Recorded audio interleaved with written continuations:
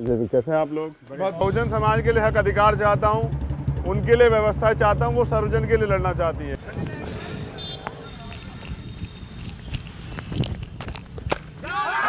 नमस्कार दोस्तों, मैं देवेंद्र और आप देख रहे हैं आज़ाद न्यूज़ टीवी। दोस्तों, इस वक्त अगर बात करें चंद्रशेखर आज़ाद की, तो दोस्तों जब से चंद्रशेखर आज़ाद सांसद बने हैं, दोस्तों ऐसा कोई व्यक्ति नहीं है जो चंद्रशेखर आज़ाद का नाम ना जानता हो। जी हाँ दोस्तों, सांसद चंद्रशेखर आज़ाद का नाम तो दोस्तों बहुत ही बड़े बड़े नेता, ब्रांड, मतलब ऐसा कोई दोस्तों भारत की अगर बात करें तो कोई व्यक्ति अगर ऐसा होगा ही नहीं जो चंद्रशेखर आज़ाद जी का नाम ना जानता हो। दोस्तों बहुत सारे ऐसे भी लोग हैं जो नाम और संगठन और पार्टी को तो जानते हैं लेकिन असल मुद्दा नहीं जानते हैं। दोस्तों इस वीडियो में आप लोगों को बताना चाहूँगा कि दोस्तों चंद्रशेखर आज़ाद जी जिस कॉलेज में दोस्तों पढ़ रहे थे, उस कॉलेज में कैसे, मतलब क्या नाम था उस कॉलेज का, कितना मतलब जातिवाद दोस्तों सहन करके, और दोस्तों जब बर्दाश्त नहीं हुआ तब दोस्तों युद्ध छेड़ दिया सांसद चंद्रशेखर आज़ाद जी ने। दोस्तों इस वीडियो में आप लोगों को टोटल देखने को मिलेगा कि आखिर चंद्रशेखर आज़ाद ने भीम आर्मी को क्यों बनाया। तो ज़्यादा वीडियो लंबा ना करते हुए दोस्तों डायरेक्टली टॉपिक पे आते हैं। दोस्तों वीडियो ये अगर आपने नहीं देखा तो आपने समझ लो कुछ भी नहीं देखा, कोई भी वीडियो नहीं देखा, क्योंकि इसमें जो है पॉइंट की बातें दोस्तों आप लोगों को सुनने को मिलेगा, देखने को मिलेगा। तो दोस्तों वीडियो पे डायरेक्टली पॉइंट पे चलते हैं। Politics of Western Uttar Pradesh is being shaken by the emergence of a new phenomena, an angry young voice that claims to represent the aspirations of the young Dalit population of the country. The journey for this angry young voice starts here at the Thakur Chhajju Singh Pundhir AHP Inter College in Saharanpur. Our guest this week on Jab We Met is the founder of the Bhim Army, Chandrasekhar Azad Rawat. Shekhar, welcome to Jab We Met. Azad, सबसे पहले ये बताएं कि इस inter college दोस्तों ये वही college है जिसमें चंद्रशेखर आज़ाद भाई ने पढ़ा। चंद्रशेखर आज़ाद रावण कैसे बना? देखिए, मेरी प्राइमरी एजुकेशन सारी यही की, क्लास 6 से लेकर क्लास 12 तक। जिस तरह की चीज़ें हम लोगों ने फेस की, पानी पीने को लेकर और क्लास में बैठने से लेकर, जिस तरह की असमानताएं जो हमने सुना था कि टीवी में या डेंजर लग रहा है, तो महसूस किया यहाँ। किस तरह के भेदभाव का आपको सामना करना पड़ता था? देखिए, ये सामने एक लड़का है, तो यहाँ पहले स्वर्ण लोग पानी पीते थे, उसके बाद दलित जो बच्चे हैं वो लाइन में खड़े रहते थे। जब वो लोग पानी पी लेते तब हमें पानी पीने का मौका मिलता। ये आज़ाद भारत की कहानी में आप लोगों को बताऊं। क्योंकि जो लोग आपको इंडिया टुडे पे, यूट्यूब पे, फेसबुक पे देख रहे होंगे, उनको कईयों को ऐसा महसूस उन्होंने कभी नहीं किया होगा, उनको लगा भी नहीं होगा कि आज के हिंदुस्तान में भी ऐसा हो सकता है कि आपको पानी बाद में पीने को बोला जाए। जहाँ आज भी कासगंज में बारात ना निकालने दी जाती हो, मूछे ना रखने पे लोगों को मार दिया जाता हो, घोड़ी चढ़ने के लिए परमिशन ली जानी पड़ती है, पुलिस की संगीनों के साए में बारात निकलती हो, आज़ाद भारत में ये रोज होता है। जहाँ न्याय के लिए लोगों को संघर्ष करना पड़ता है, ये वो क्लास है जहाँ मैं आगे आके बैठ जाता हूँ, तो कोई बच्चा आगे बाद में कहता है कि आप यहाँ से पीछे जाके बैठो क्योंकि आगे हम बैठेंगे। क्योंकि ये स्कूल जो है हमारे द्वारा बनाया गया, हमारे लोगों द्वारा संचालित है। आपने बाहर बोर्ड भी पढ़ा होगा, ठाकुर छज्जू सिंह पुंडी। उनको लगता था कि दलित जो हैं, जैसे बाबा साहब पीछे बैठा करते, दलित भी पीछे बैठेंगे, तो वो इसलिए आगे बैठा करते थे। और वो हमसे कहा करते सीटें साफ कीजिए, आप हमारी सीट साफ कीजिए, अगर हम उनकी बात नहीं मानेंगे तो मारपीट करेंगे।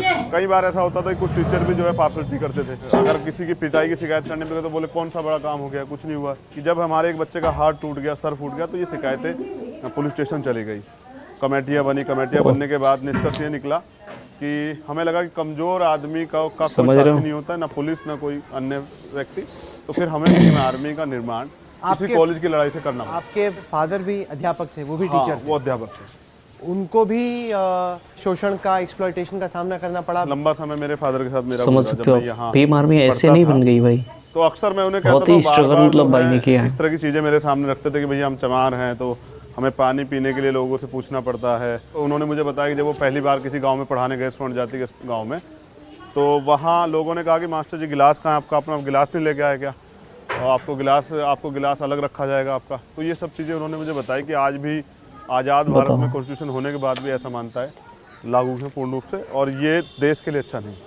तो आपने कितनी गलत बात है यार, स्थापना करने का फैसला कब, कैसे और क्यों लिया? इसी कॉलेज के उत्पीड़न के बाद, जब हमने देखा कि बहुत सारी शिकायतें करने के बाद भी कोई हल नहीं निकल रहा है, तो हम DIOS दफ्तर गए, यहाँ के लोकल नेताओं से बात की, ज़िले के नेताओं से बात की, लेकिन कोई समाधान नहीं निकला, और उल्टा हमें ही पीटने की, मारने की तैयारियाँ विपक्षी लोगों द्वारा कर ली गई। तो तब मुझे अंत में भीम आर्मी का निर्माण करना पड़ा और एक बड़ा संगठन हम लोगों ने बनाया यहाँ के शेड्यूल कास्ट के सभी बच्चों को करके। और ये समस्या शेड्यूल कास्ट के बच्चों के साथ नहीं थी, ये मुस्लिम और ओबीसी बच्चों के साथ भी थी। तो उन सबको एकजुट करके मैंने एक नाम दिया आर्मी का, भीम आर्मी, सभी के साथ, जो अगर अन्याय करेगा कोई तो उसको जवाब देने के लिए हम लोगों ने भीम आर्मी का निर्माण किया। शेखर, अब तक पब्लिक परसेप्शन में जी दलितों की जो छवि थी, जी पिछड़े, एक्सप्लॉइटेड, लोग उनका शोषण करते हैं, आवाज़ नहीं उठा पाते, उस भाई तरह का की लुक देख रहे हो। अच्छा, आप उस इमेज को तोड़ने की कोशिश कर रहे हैं। बिल्कुल। चश्मा, आपकी मोटरसाइकिल, आपके बाल, जेल, आपकी मूछ, क्या ये एक डिलिबरेट कोशिश है? ये आपकी मशहूर एनफील्ड मोटरसाइकिल? भारत संविधान से चलता है और जो अधिकार मुझे प्राप्त हैं तो मैं उनका प्रयोग कर रहा हूँ, और इससे अगर किसी को तकलीफ होती तो बहुत अच्छी बात है। सर, मुझे अपनी मोटरसाइकिल तो दिखाओ।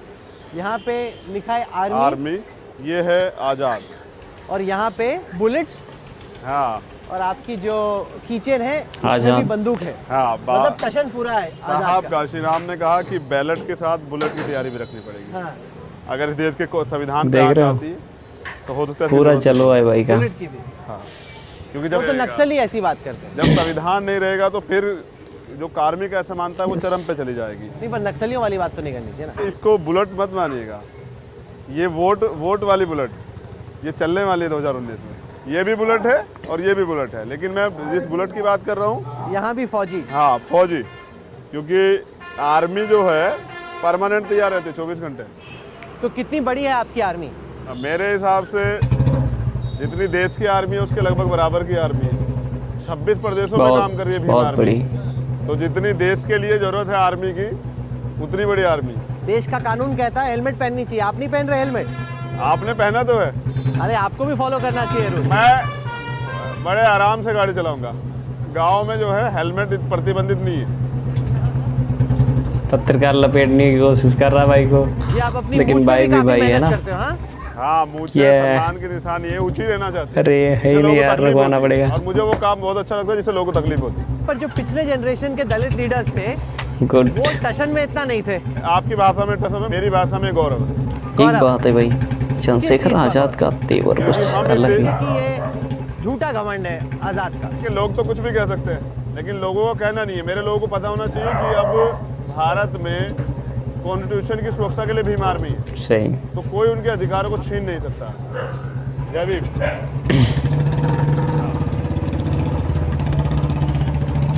यस।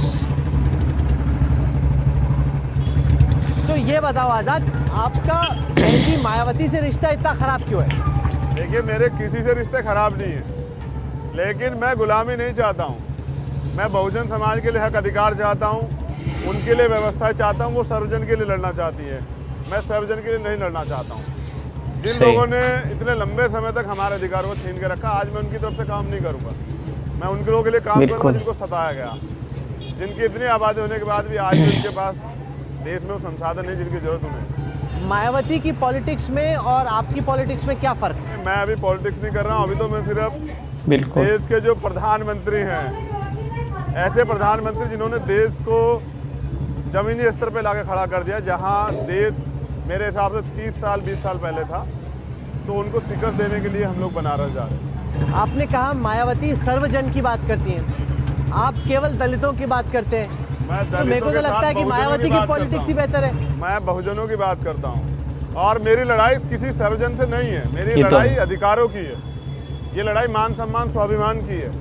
ये इलाका है आपका, आप यहाँ रहते हैं? हाँ, ये वो क्षेत्र है जहाँ मैं रहता हूँ। मेरा बचपन यही बीता। ये वो जगह है जहाँ मैं रहता हूँ, और इस चौपाल में हम जो है भीम आर्मी की मीटिंग करते हैं। वाह, देख रहे हो भाई, चंद्रशेखर आजाद जहाँ पे रह रहे हैं पूरा काफिला ऐसा लग रहा है। बैठे सब लोग बैठे। तो ये है आपकी चौपाल जहाँ पे भीम आर्मी अपने फैसले सुनाती है। हाँ, फैसले भी लेती है और जो पूरे देश में होता है उस पर चर्चा भी करती है। मेरे साथ है पंजाब के स्टेट प्रेसिडेंट जो है बलबीर गर्चा जी और गिन्नी पा जी। आप हमारा पंजाब का काम देखते हैं। कहीं ना कहीं आजाद लगता है गजब आप चौपाल कोशिश कर के रहे हो भाई। कि जो दलित युवा हैं जी। उनको आप अपने आंदोलन से जोड़ना चाहते हो। ये वेस्टर्न यूपी का आंदोलन है या आपको लगता है कि और भी है? दलित पूरे देश में रहते हैं और जिस तरह से अभी मैं जेल से आने के बाद मैं 12 से 13 प्रदेश में खुद होकर आया हूँ, तो ये जो समस्याएं हैं ये सभी जगह पे। साहब काशीराम और बाबा साहब का जो सपना था प्रबुद्ध भारत का, बहुजन समाज शासक बने, तो उसके लिए हमने ये विचारधारा की लड़ाई को आगे बढ़ाने का काम किया जो पूरे देश में फैल। आप बाबा साहेब अम्बेडकर की बात करते हो, उसके बाद आप कांशीराम जी की बात करते हो, जी। वहीं पे फुल स्टॉप लग जाता है। सही। आजकल तो मायावती हैं दलितों के सबसे बड़े नेता। नेता इसलिए क्योंकि वो साहब काशीराम की मिशन मूवमेंट का भी चेहरा, और नेता बदलते रहते हैं। आज वो हैं, कोई लंबे समय तक परमानेंट नहीं, कल कोई और होगा। कल आपको लगता है आप होगे? मैं हूँगा नहीं होगा ये कोई बड़ा सवाल है। सवाल ये है कि वो विचारधारा नहीं रुकनी चाहिए। और बाबा साहब ने मुझे बताया कि नायक पूजा जिस मिशन में स्टार्ट हो जाती है वो मिशन विनाश की तरफ चला जाता है। मायावती के यहाँ तो काफ़ी होती है, मूर्ति भी बड़ी लगी हुई है। देखिए, आपको लगता है वो विनाश की तरफ जा रही है? जो मूवमेंट रास्ते से भटक चुकी है उसका तो नुकसान जो है उस वर्ग को भी झेलना पड़ेगा, जिस वर्ग में जो अजीब बात है ना, आप उनके खिलाफ कुछ बोल पाते हो? डरते हो आप मायावती से? नहीं, मैं सम्मान करता हूँ क्योंकि वो बहुजन मूवमेंट की बहुत लंबे समय तक नेतृत्व करने वाली जो है आयरन लेडी हैं, तो मैं इनका सम्मान करता हूँ। डरता तो मैं किसी से नहीं। फिर आप बोलते हो विनाश की तरफ जा रही हैं, फिर भी आप मुखालफत नहीं कर पाते, उनके खिलाफ नहीं बोल पाते। मैंने क्या बताया, मैं गलत का विरोध करता हूँ। मैंने विरोध किया कि ये मूवमेंट बहुजन समाज मूवमेंट है, बहुजन हिताय बहुजन सुखाय। जो बहुजन की बात करेगा वो दिल्ली पर राज करेगा। तो अगर मैं किसी व्यक्ति की विचारधारा के खिलाफ खड़ा हो रहा हूँ तो समझिए उसके खिलाफ ही। कभी आपकी बातचीत हुई है मायावती जी से, मुलाकात हुई है कभी? मैंने प्रयास किया लेकिन उनकी तरफ से अभी तक कोई जवाब नहीं। मैंने सुना है काफ़ी नापसंद करती हैं आपको। तो हो सकता है मेरे काम की वजह से, और उनकी नापसंदगी का मुझे कोई फ़र्क नहीं पड़ता। मेरी पहचान मेरे काम से, जिस दिन काम करना बंद कर दूंगा उस दिन मुझे समाज ही नापसंद कर देगा। हम सब लोग जो है मूवमेंट के लोग हैं। दलित युवाओं को भटका रहे हो। आज आप मेरे साथ भीम आर्मी पाठशाला में चले गए, आपको पता लगेगा कि कक्षा 6 का बच्चा जिसकी उम्र 10 साल होगी, 8 साल होगी, वो भी आपको जय भीम बोलेगा, वो भी आपको बाबा साहब के बारे में बता देगा। वो भी बाबा साहब के द्वारा लिखी गई चीज़ों पाठशाला भी चलती है, अनुसरण कर रहा होगा, उनको पढ़ रहा होगा, उस विचार भी मालूम है क्या? तो ये बदलाव हो रहा है। अब ये इसको भटकना आपके शब्दों में हो सकता है, उनके शब्दों में, ये तो आप जाने। मालूम होना चाहिए। मैं समाज को वो गौरव जो खो गया उसको लौटा देना चाहता हूँ। कुछ लोगों को ये मेरा अहंकार लगता है, तो उनके शब्दों में अहंकार सही। तो आप बच्चों की एक नई नस्ल तैयार सही कल के लिए भीम जो पाठशाला चल रही है, हाँ, हम देखना चाहते हैं आपकी। मैं आपको भीम आर्मी पाठशाला में ले जाऊँगा और मैं आपको, आप वहाँ अपने सवाल भी रखेगा तो आपको एहसास हो जाएगा कि हमारी जो आने वाली जनरेशन है वो पूर्ण रूप से अम्बेडकरवादी। जय भीम। तो ये चलो भाई देखते हैं, हमारी आप भी देख लो। और यही सदगुरु रविदास जी का मंदिर है।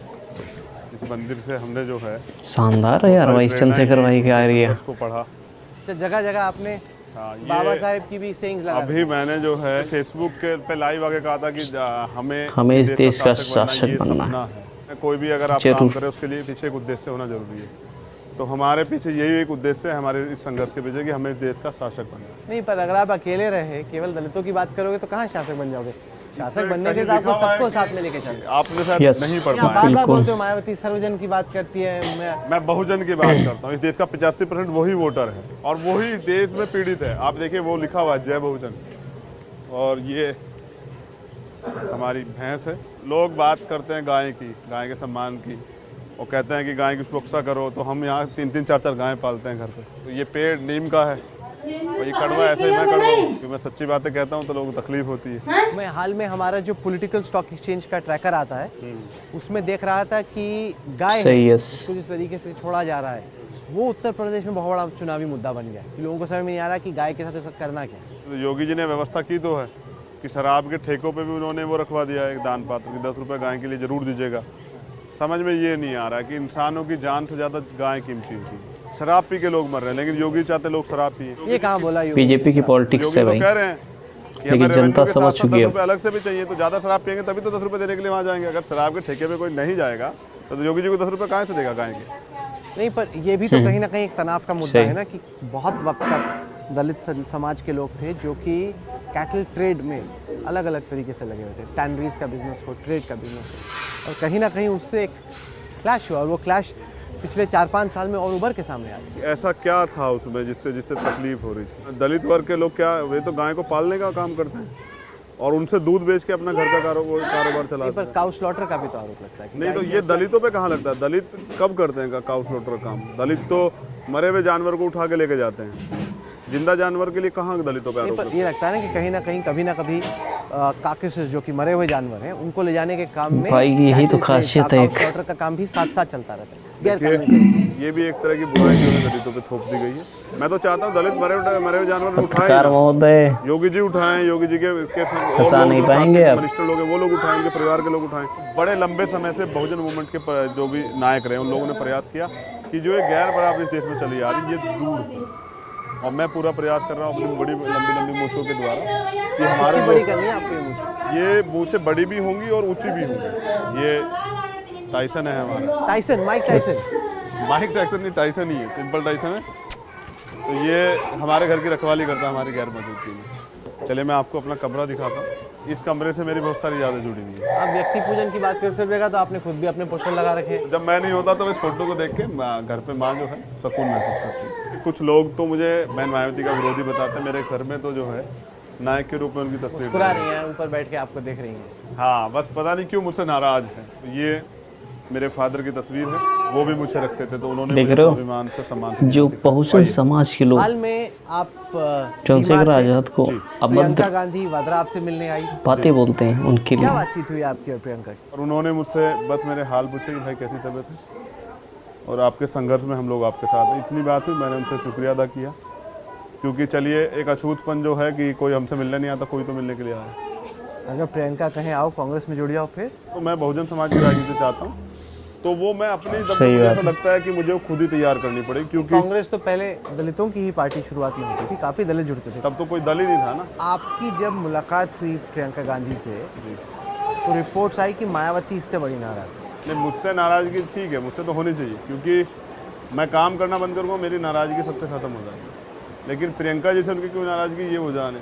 तो इस चुनाव में कुछ आपकी साठगांठ होगी कांग्रेस के साथ? तो साठगांठ तो मेरी बहुजनों के साथ ही होगी। बस मेरा एक उद्देश्य ये है कि किसी भी तरह से भाजपा को रोका जाए क्योंकि मेरा वजूद संविधान से तो मैं चाहता हूँ संविधान की सुरक्षा हो, राजनीति तो बाद में भी होती है। भाजपा को रोकने वाली ताकतों को हम लोग इकट्ठा करने का प्रयास करेंगे और जिससे कि भाजपा के ताबूत में आने 3 to 15 मार्च को हमने नारा दिया वो ठुक जाए। मैं आपको एक जगह लेकर चलता हूँ जहाँ आपको एक बोर्ड दिखाई देगा और जिसकी वजह से बहुत सारे युवाओं ने जेल काटी है। तो बहुत सारे इस तरह के मामले हुए जिस तरह भाजपा ने हमारे लोगों पर अत्याचार किए। ये सब चीज़ें जो है आपके संज्ञान में लेकर आते हैं। मेन वजह बीमारी में पड़ने की Gharkauli village in Saharanpur is the source भाई देखना बहुत ही गौर से इस वीडियो को। Welcomes people to the great समझ रहे हो, अवार्ड व्हिच यही रीजन है by the constitution and yet it's won with a lot of pride over here. जिस तरह से आपने नोटिस बोर्ड लगाया है ये तो लोग कहेंगे कि ये गैर संवैधानिक है। कैसे गैर संवैधानिक है? क्योंकि जैसे जो शब्द इस्तेमाल किए गए आजकल ये के आप तो जब देखेंगे शेड्यूल कास्ट की एक बहुत बड़ी जाति है जिसे चमार कहा जाता है तो उनके सर्टिफिकेट में लिखा हुआ था ग्रेट चमार। मैं आपको 100 सर्टिफिकेट दिखा दूंगा। ये तो बैन हो गया ना, कॉन्स्टिट्यूशन इसको बैन नहीं कर। गवर्नमेंट तो बना के दे रही है, हमारे डीएम आईएएस अधिकारी जो हैं वो बना के देते हैं हमें सर्टिफिकेट। सरकार चाह रही है कि कास्ट को पीछे छोड़ते हुए आगे बढ़ा जाए। सरकार ने फैसला कब लिया है दलितों के ऊपर? जब यहाँ पे ये बोर्ड लगा तो काफ़ी बवाल कटा यहाँ पे। जब ये बोर्ड लगा तो कुछ लोगों को नहीं भाया और जब ये नहीं भाया तो उन्होंने सिर्फ इस पर कालिक पोत दी। तो यहाँ के लोगों ने इसको फिर साफ किया। तो जब इसे साफ किया तो बाबा साहब की मूर्ति पे कालिक पोत दी। फिर मुझे बुलाया गया तो मुझे कहा गया कि ये बोर्ड हटवा दो। तो हमने कहा क्यों? बोले इस पर ये संविधान लिखा है, जब अपनी गाड़ी पे लोग लिख सकते हैं जय राजपूताना या कुछ अन्य बातें ब्राह्मण और ये सब चीज़ें, तो क्या हम अपने घरों पे और अपनी गाड़ियों पे चमार नहीं लिख सकते जब हम चमार कुल में पैदा हुए? नहीं, पर पूरी कोशिश है ना कि इसको पीछे छोड़कर खासतौर से जो पिछड़े लोग हैं, जो पिछड़ी जातियाँ हैं, उनको उबारने की कोशिश की जाए ताकि इसी पूरी चीज़ से निकालने की कोशिश हटा देना चाहिए ना। जाति व्यवस्था खत्म कर देनी चाहिए। जब कोई चमार रहेगा तो लिखेगा कैसे? सरनेम खत्म कर देना चाहिए ना। जब इस देश बार बार में लिखने से तो कोई ब्राह्मण नहीं बचेगा, पता ही नहीं लगेगा ना। चेहरे से थोड़ा पता लगता है कौन चमार है, कौन वाल्मीकि है, कौन जाट है, कौन गुजर, कैसे पता लगेगा? मुस्लिम का भी पता लगेगा। आप जाति का हटा अगर हट बार जाए याद दिला के क्या होगा? याद दिलाने का, क्योंकि जब तक इस देश में कास्टिज्म है तो जाति है भाई। लॉजिक की बात है। हमारे लोगों ने साबित कर दिया कि हम द ग्रेट चमार लिख के साबित कर दिया कि हम अछूत नहीं है। चमार जाति गौरवशाली इतिहास है। सदगुरु रविदास जी महाराज हमारे रहबर हैं, तो हम इस पर गर्व करते हैं। हमें घमंड है कि हम चमार कुल में पैदा हुए। आज़ाद, राष्ट्रीय स्वयंसेवक संघ ने इस वक्त एक बड़ा आंदोलन शुरू किया हुआ है देश भर के तमाम गाँव में कि एक गाँव में एक कुआं होना चाहिए, एक मंदिर होना चाहिए और सभी लोगों को वो एक ही जगह शेड्यूल पे कास्ट रहना वो दलित चाहिए। नहीं इसी से रहे। भेदभाव उन्हें लगता है कि खत्म होगा। आरएसएस अगर ये करना चाहती है तो इस देश में जातीय व्यवस्था खत्म करने के लिए कभी कुछ क्यों नहीं करती? उनकी तो वो तो कर ही उनके रहे द्वारा हैं। चलाई गई सरकार है। ये जब काम यहाँ चल का तो रहा है। प्राइम मिनिस्टर जो है संघ प्रमुख के सामने जाकर अपना ब्यौरा दे के आता है, उनके मिनिस्टर जाते हैं कि हमने क्या किया है इस साल में, नहीं, पर ये आंदोलन तो चल ही रहा है, लाखों गाँव में चल रहा है। क्यों नहीं सफल हो पाया? और जब इस देश में मुसलमानों के दलितों का झगड़ा होता है तब तो आरएसएस और उनके सब लोग बाहर निकल गए हैं। लेकिन जब सू कॉल्ड अपर कास्ट के लोग और ओबीसी समाज के लोगों के साथ दलितों का झगड़ा, तब तो कभी आरएसएस के लोग नहीं आते। इस गांव के स्वर्ण समाज के लोगों ने बाबा साहब की मूर्ति काली कर दी इस गांव के ठाकुरों के द्वारा। ये न्याय कौन सा न्याय है? बाबा साहब हमारे रहबर है, उनकी मूर्ति काली कर दी जाएगी तो इससे क्या होगा? इससे ये बराबरी की बात है। बाबा साहब ने संविधान सबके लिए लिखा और इसकी जब इनकी मूर्ति काली हुई, जब हमारे लोगों ने विरोध किया तो हमारी लड़कियों तक पीटा गया यहाँ। यही पुलिस ने लाठीचार्ज किया, यहाँ से कूद के हमारे लोगों को जान बचानी पड़ी। तो जिस तरह का अत्याचार भाजपा सरकार में हमारे ऊपर हुआ है वो भूलने लायक नहीं है। कहीं ना कहीं लग रहा है कि दो चीज़ें हो रही हैं इस बार चुनाव में। बीजेपी आरएसएस कोशिश कर रही है कि सारे सही। हिंदू समाज को एक करना है, जाति के ऊपर जाते हुए। और आप जैसे पॉलिटिशियंस हैं जो बार बार हर चीज़ पे लोगों को अपनी जात याद दिलाते हैं कि मैं दलित हूँ, मैं जातव हूँ। तो ये बड़ा क्लैश हो रहा है कि क्या हिंदू समाज एक है जाति के ऊपर, या बार बार 21वीं सदी के भारत में भी जब अधिकारों की बात आती है तब तो हम दलित हो जाते हैं, पिछड़े हो जाते हैं। जब यहाँ इस देश में वोट की बात आती है तो हम हिंदू हो जाते हैं। ये राजनीति तो भाजपा के लोग कर रहे हैं ना, ये सब चीज़ें दिखावे के लिए।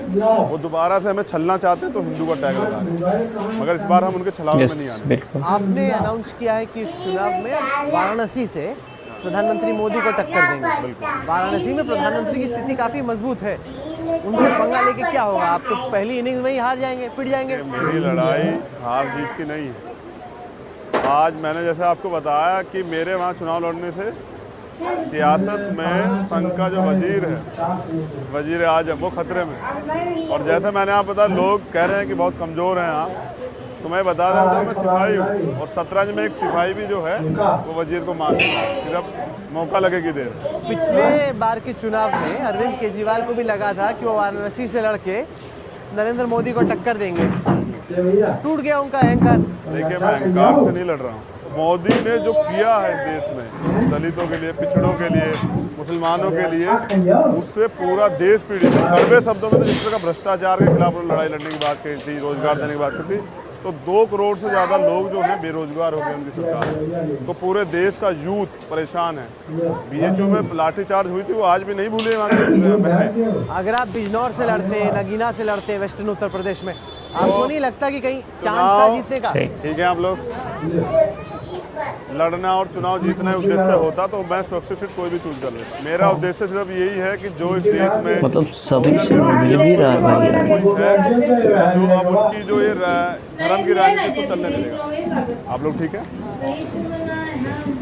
तो ये धर्म की राजनीति अब खत्म होने वाली है। जो ये हिंदू के नाम पे ये राजनीति करके जो हमारी वोट ले लेते हैं और बाद में फिर यही हमें 5 साल पीटते हैं, अब हमने ये बंद कर दिया। जो गठबंधन बना है समाजवादी पार्टी और बहुजन समाज का, आपको लगता है ये टक्कर दे पाएगा नरेंद्र मोदी और अमित शाह को? बड़े पैमाने पर दे पाएगा। भाजपा को बड़ा नुकसान जो है वो यूपी में होने वाला है।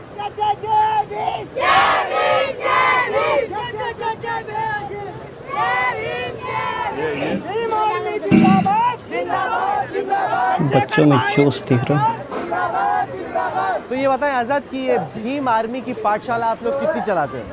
ये सभी गांव में चलती है। प्रत्येक गांव में जहाँ भीम आर्मी की शाखा है वहाँ पे पाठशाला। तो मतलब जैसे आरएसएस की शाखा होती है वैसे आपकी भी शाखा होती है? हमारी शाखा पढ़ाने के लिए, लड़ाने के लिए नहीं। कि हम यहाँ सिलेबस के साथ बहुजन महापुरुषों का इतिहास भी पढ़ाएं। कैसे आप सब लोग? तो आपकी क्लास की सबसे ब्रिलियंट स्टूडेंट कौन है? रिया, खड़ी हो जाओ। शायद जो एक नौजवान में 20 से 25 साल के नौजवान में देखने को मिलेगा, आपको भीम आर्मी पाठशाला की रिया में देखने को मिलेगा। आपके मन में कोई भी सवाल हो भीम आर्मी पाठशाला का? तो आप बहुजन समाज के बारे में क्या जानती हैं? मैं बहुजन समाज के बारे में जानती हूँ कि हमारा समाज बहुत ही पीछे है। जो हमारे समाज के लोग एक साथ नहीं है, अलग अलग है। और हमारी भी हमारी पाठशाला ये कहती है कि हमें साथ रहना चाहिए। ये बताओ कि आपके हिसाब से बहुजन समाज के सबसे बड़े प्रतीक, सबसे बड़े चिन्ह कौन? देख रहे हो? नहीं, वो तो आप ये सामने खड़े हैं इसलिए बोल रहे हैं। किसकी वजह से हम लोग का वजूद है? बाबा साहब की वजह से। बाबा साहब के बारे में आप क्या जानते हैं? बाबा साहब ने हमें सभी अधिकार दिए हैं। अगर बाबा साहब न होते तो हम पढ़ते कैसे, हम पानी कैसे पीते? देश का संविधान किसने लिखा? बाबा साहब ने। संविधान बराबरी का अधिकार देता है ना। क्या हम भीम आर्मी के माध्यम से आगे बढ़ पाएंगे? आने वाला कल जो है सुनहरा होगा, क्योंकि हम उसकी तैयारी कर चुके हैं। कितने स्कूल चलते हैं आपके ऐसे? 1300 के लगभग गाँव है, जहाँ तक टीम बन चुकी है सभी गाँव में जो है 700-800 गाँव में जो है भीम आर्मी पास है। तो ये स्कूल के बाद का स्कूल है। स्कूल के बाद तो इस स्कूल में और नॉर्मल स्कूल में क्या फ़र्क है आपके हिसाब से? जो सरकारी स्कूल में वहाँ की शिक्षा बहुत ही कम हो चुकी है। वहाँ पर बच्चों को अपना नाम तक के याद नहीं होता। तो हम यहाँ पर वही शिक्षा लागू कर रहे हैं जो प्राइवेट स्कूल में दी जाती है। आप लोग पैसे लेते हो नहीं लेते हो? और ये हमारी भीम आर्मी पाठशाला के टीचर है। क्या पढ़ाते हैं आप इनको? मैं ना साइंस सही। पढ़ाता हूँ और जीके भी। कितने घंटे चलती है क्लास? 4 से 6 बजे तक। इधर आओ हमारे पास। क्या नाम है आपका? इंट्रोडक्शन दे दो।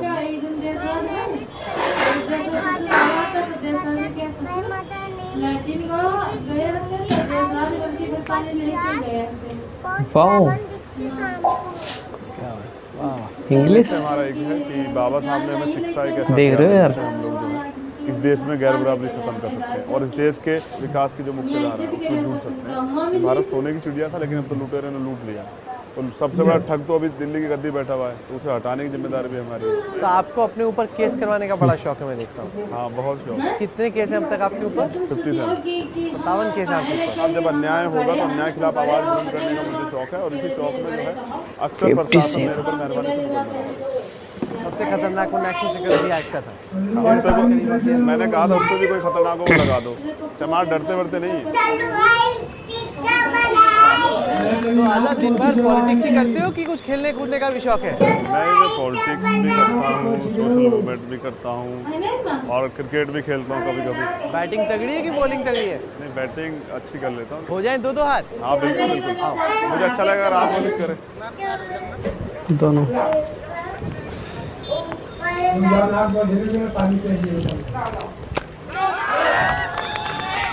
अरे गजब, वाह। तो मैं देखता हूँ कि पॉलिटिक्स भी अग्रेसिव करते हो, बैटिंग भी से- आपको थोड़ी अग्रेसिव करने का मैं शौक है। अपनी टीम का यार ओपनर भाई बल्लेबाज हूँ मतलब अच्छा प्लेयर है। सहारनपुर में, लेकिन अभी भी जो है वो हथियार चलाना छोड़े, भूले थोड़ा ही। आपको लग रहा है कि दलित लड़कों को मौका मिल रहा है इंडियन क्रिकेट टीम वगैरह में आने का, आईपीएल में नाम बनाने का? जब भीम आर्मी मजबूत होगी, चंद्रशेखर एक अच्छी कुर्सी बैठा होगा, तो फिर अपने लोगों को मौका देंगे। चलिए, आप दिन भर रहे हमारे साथ, आपने अपनी पॉलिटिक्स के बारे में बताया, क्रिकेट के कुछ शॉट्स भी दिखाए। Chandrashekhar Azad, thank you very much for joining us. Thank you. दोस्तों, आशा करता हूं कि इस वीडियो के माध्यम से आप लोगों को बहुत कुछ सीखने को मिला होगा। और मतलब जैसे कि चंद्रशेखर आज़ाद ने दोस्तों इस पत्रकार मतलब महोदय को दोस्तों हर एक सवाल का दोस्तों जवाब दिया है, और आप लोगों को हर एक वो चीज़ देखने को मिली है इस वीडियो के माध्यम से, जो शायद आप लोगों ने पहले नहीं देखा होगा। और वीडियो को दोस्तों अगर पसंद आए तो दोस्तों लाइक, कमेंट और चैनल को सब्सक्राइब करना बिल्कुल भी मत भूलें, और अपनी राय कमेंट में ज़रूर बताना है दोस्तों वीडियो कैसा लगा आपको। मिलते हैं नेक्स्ट किसी ऐसी वीडियो के साथ में, तब तक के लिए जय भीम, नमो बुद्धाय।